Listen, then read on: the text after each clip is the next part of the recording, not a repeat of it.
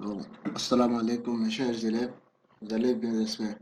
Ok, merci pour votre présence. Nous allons continuer avec notre programme en histoire. Ce matin, nous allons aborder la leçon 3, le, le troisième chapitre du programme.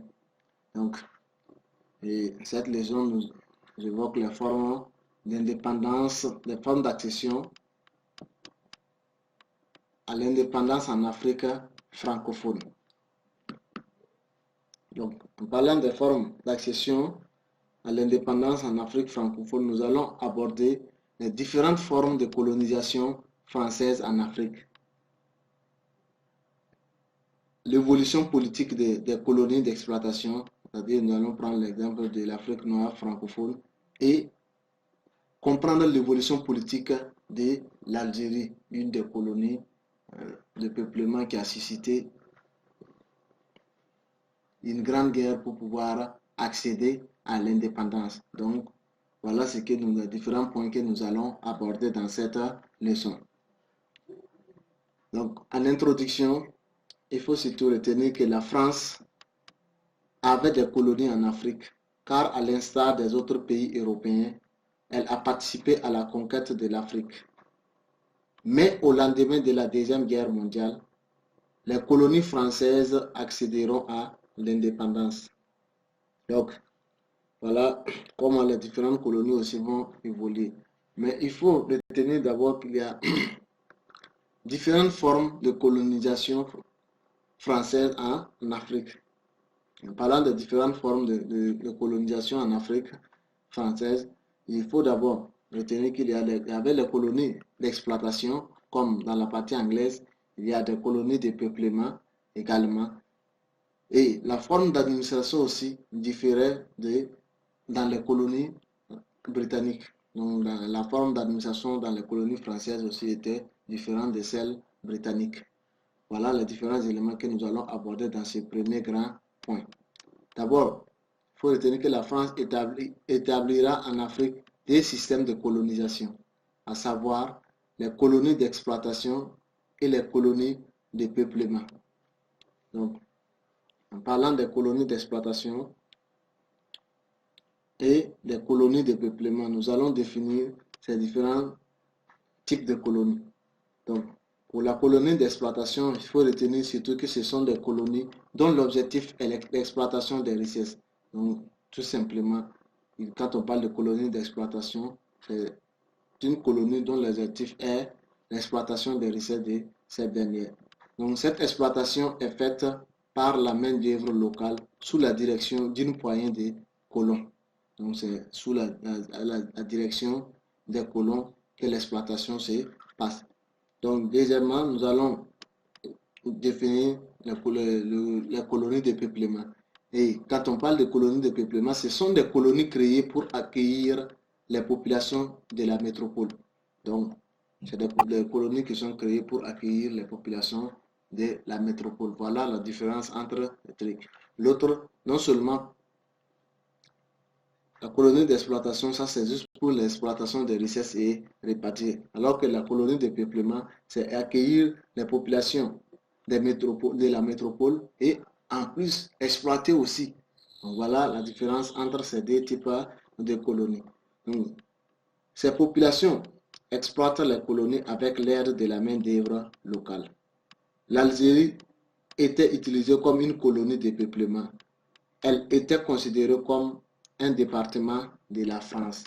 Donc, tellement qu'il faisait bon vivre dans ce pays, à un certain moment, l'Algérie était considérée comme un département de la France. Donc, voilà, et c'est ce qui va aussi faire la difficulté pour pouvoir accéder à l'indépendance dans cette colonie. Et troisièmement, nous allons aborder le mode d'administration des colonies françaises. Il faut retenir que la France administrait directement ses colonies. C'était différent dans les colonies anglaises où l'administration était indirecte. Mais dans le cas de l'administration française, c'était un mode d'administration direct. Un régime unique était en vigueur dans toutes les colonies. Les chefs de village ou de quartier faisaient appliquer les lois. Les chefs qui refusaient d'obéir étaient remplacés par ceux qui étaient soumis aux Français. Donc, voilà comment était organisé. Les chefs étaient obligés, chargés de faire appliquer les différentes lois données par l'administration. Mais ceux qui refusaient, on les remplaçait directement par un autre qui est plus docile, c'est-à-dire qui accepte de collaborer avec l'administration française. Donc, voilà le mode d'administration dans les colonies françaises. Nous allons aborder maintenant en grand D l'évolution politique des colonies d'exploitation. Nous allons prendre le cas de l'Afrique noire francophone, qui a eu plusieurs étapes dans son évolution vers l'indépendance, dans la marche vers l'indépendance dans cette partie de l'Afrique. Donc il faut retenir qu'en Afrique noire francophone, la France va regrouper ses territoires en deux grands ensembles. Il y a l'AOF, Afrique occidentale française, et l'AEF, Afrique équatoriale française. Ces colonies vont évoluer ensemble vers l'autonomie, l'indépendance. Donc les grands ensembles de colonies françaises vont évoluer ensemble vers l'indépendance. Donc avec différentes étapes. Premièrement, nous allons parler de l'évolution de 1944 à 1956. Donc, il faut surtout retenir que du 30 janvier au 8 février s'est tenue à Brazzaville la conférence de Brazzaville sur l'avenir politique des colonies. Donc, cette conférence, c'était pour décider de l'avenir politique des colonies. Au cours de cette conférence, plusieurs décisions sont prises. Donc, voilà les décisions qui ont été prises lors de cette conférence. Premièrement, il y avait la participation des colonies à la vie politique par l'envoi des députés à l'Assemblée française. Donc, on va déléguer des députés pour envoyer à l'Assemblée française. Deuxièmement, il y a la suppression des travaux forcés dans les colonies, la création aussi des assemblées fédérales. Il y a aussi l'autorisation de création des syndicats dans les colonies. Mais après cette conférence et surtout à la faveur de la fin de la Deuxième Guerre mondiale, la France ne veut plus appliquer les décisions de la conférence de Brazzaville. Elle crée le 27 octobre 1946 l'Union française qui regroupait toutes les colonies. Cependant, la France accepte l'adoption de deux lois proposées par des députés africains à l'Assemblée française. Donc, il y a d'abord la loi Houphouët-Boigny proposée en 1946 qui met fin aux travaux forcés qui dépeuplaient les colonies. Il y a une deuxième loi, la loi Lamine-Gueye, proposée en 1946 dans la même année, qui donne la citoyenneté française aux colonisés. Donc voilà les différentes lois qui seront proposées par les députés africains à l'Assemblée française et qui seront adoptées. Donc, en 1946, les députés, les partis politiques, autant pour moi, se créent, dont le RDA, Rassemblement démocratique africain, ainsi que des syndicats tels que le CGTC, Confédération générale des travailleurs, et le FO, la force ouvrière. Donc, voilà les différents syndicats et les différents partis politiques qui vont se créer après cette conférence de Brazzaville. En petit D, nous allons aborder maintenant l'évolution de 1956 à 1960, donc après la conférence de Brazzaville à l'indépendance proprement dite. Donc, il faut aussi retenir que en 1956, l'Assemblée française est dirigée par les socialistes qui sont anticolonisateurs. Ils vont soutenir les leaders africains. Le 23 juin, Gaston Defferre propose la loi Gaston Defferre qui accordait une autonomie partielle aux colonies. Donc quand on parle de la loi Gaston Defferre, c'est cette loi qui accordait l'autonomie partielle aux colonies. L'administration devait être gérée par les colonisés, mais l'armée restait aux mains de la France. Donc l'administration revenait aux colonisés, mais l'armée était toujours dirigée par la France. En 1956, le général de Gaulle propose la communauté franco-africaine en remplacement de l'Union française. Donc, le 28 septembre 1958, les colonisés sont appelés à un référendum pour voter entre le oui pour la communauté et le non pour l'autonomie. Seule la Guinée vote le non. Elle devient indépendante le 2 octobre 1958. Les autres colonies qui ont accepté la communauté vont évoluer vers l'indépendance. En 1956 est créée la Fédération du Mali qui regroupait le Sénégal, le Soudan français, auquel se joint la Haute-Volta. Mais à partir de 1960, cette fédération éclate et permet aux États d'aller à l'indépendance individuellement. Donc voilà, tout ça c'est des processus pour aller vers l'indépendance. Après l'Union française, il y a toujours des manifestations, il y a toujours des réclamations pour l'accession à l'indépendance des colonies francophones. Mais il y aura toujours des propositions, mais ces propositions ne vont pas toujours tenir parce que avec les réclamations, les colons français se verront dans l'obligation d'accorder l'indépendance aux colonies. Donc, après la communauté, l'Union française, il y a la communauté franco-africaine et c'est la Guinée de Sékou Touré, celle qui vote non pour pouvoir accéder à l'indépendance. Mais après ça, il y a toujours des voix qui s'élevaient et on va essayer de modifier, créer la Fédération du Mali qui regroupait le Sénégal, le Soudan français et la Haute-Volta. Mais avec le temps encore, on va disloquer ça et finalement, on va accorder l'indépendance aux différentes colonies africaines. Donc, il faut retenir le 20 juin 1960, Léopold Sédar Senghor proclame l'indépendance du Sénégal. Et le 22 septembre 1960, Modibo Keïta proclame l'indépendance du Mali, ex-Soudan français. Le 1er août 1960, Hubert Manga proclame l'indépendance du Bénin, ex-Dahomey. Le 3 août 1960, Amari Diori proclame l'indépendance du Niger. Le 5 août 1960, Maurice Yamiro proclame l'indépendance de la Haute-Volta actuelle Burkina Faso. Le 7 août 1960, Félix Houphouët-Boigny proclame l'indépendance de la Côte d'Ivoire.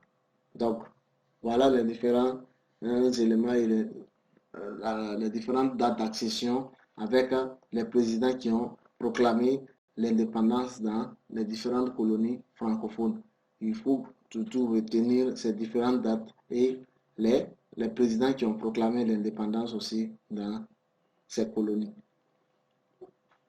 Donc, le dernier grand point, nous allons aborder maintenant le troisième point, l'évolution politique des colonies de peuplement. L'exemple de l'Algérie. D'abord, nous allons parler de la conquête de l'Algérie. Il faut retenir qu'après la défaite de l'émir Abd el-Kader contre les Français, la France se lance dans un mouvement de colonisation de l'Algérie. Les colons qui arrivent en Algérie occupent les bonnes terres et exploitent la colonie en leur profit. On comptait alors en Algérie plus de 984 000 colons français. Donc voilà comment les Français vont venir peupler la colonie de l'Algérie après la conquête. Et dernier point, nous allons parler maintenant de la lutte politique pour l'indépendance. Donc il faut retenir qu'à partir de 1954, les nationalistes algériens proposent une guerre d'indépendance à la France. Cette guerre va durer jusqu'en 1962 où l'Algérie finit par acquérir son indépendance. Les nationalistes regroupés autour du Front de libération nationale créent l'armée de libération nationale et réclament l'indépendance de l'Algérie, ce que la France refuse. Dans la nuit du 31 octobre au 1er novembre 1954, les nationalistes massacrent les colons français. La guerre éclate entre l'Algérie et la France. Le Front de libération nationale perd sur le terrain militaire et est obligé d'utiliser l'action politique. Il crée un gouvernement provisoire de la politique de la République algérienne, le CPRA. Ce gouvernement a le soutien de l'ONU, des États-Unis et de l'URSS. Donc l'ONU va soutenir le nouveau gouvernement qui sera mis en place. Et en 1958, le général de Gaulle est obligé de proposer des négociations devant aboutir à l'indépendance de l'Algérie. En mars 1962, sont signés les accords d'Évian qui prévoyaient un référendum d'autodétermination auquel les Algériens votèrent pour l'indépendance. Le 5 juin 1962, Ahmed Ben Bella proclame l'indépendance de l'Algérie. Environ 750 000 Français, pieds noirs, c'est-à-dire les soldats qui vivaient en Afrique, on les appelait des pieds noirs, sont expulsés de l'Algérie. Donc après l'indépendance, voilà comment la lutte a été sanglante et avec la pression de l'ONU, des États-Unis et de l'URSS, le général de Gaulle va adopter des décrets pour permettre à l'Algérie d'accéder à son indépendance. Mais après cette indépendance, les Algériens vont chasser les Blancs qui y vivaient. Donc environ plus de 750 000 Français. Et ces Français qui vivaient en Algérie ont été appelés des pieds noirs, sont expulsés de l'Algérie. En conclusion, il faut retenir qu'à partir de 1960, la puissance française est mise en cause dans ces colonies. Cette année marque également la fin de la colonisation française en Afrique. Donc, voilà, suite à ces exactions, suite à ces injustices, suite à cette pression, les peuples noirs ou les peuples africains de façon générale vont se réveiller, vont se révolter. Et suite à ces révoltes, les métropoles seront obligées de proposer des aménagements, des ajustements pour pouvoir faciliter les choses pour les Africains. Mais ils étaient tous déterminés à accéder à l'indépendance, à être libres, à aller à l'autodétermination. Et c'est suite à ces différentes révoltes, suite à ces différentes luttes, que les métropoles se verront dans l'obligation d'accorder l'indépendance aux différentes colonies, surtout avec l'aide des deux grands, c'est-à-dire l'URSS et les États-Unis. Il y avait aussi l'ONU qui les soutenait. Donc voilà comment a été l'évolution politique et l'évolution vers l'accession à l'indépendance dans les colonies francophones de façon générale. Donc il faut surtout retenir les différentes formes, les types de colonies, l'évolution politique même dans ces colonies pour aller vers l'indépendance et les différents acteurs qui ont œuvré à l'indépendance dans les différentes colonies francophones. Donc, merci vraiment pour votre attention et à la prochaine.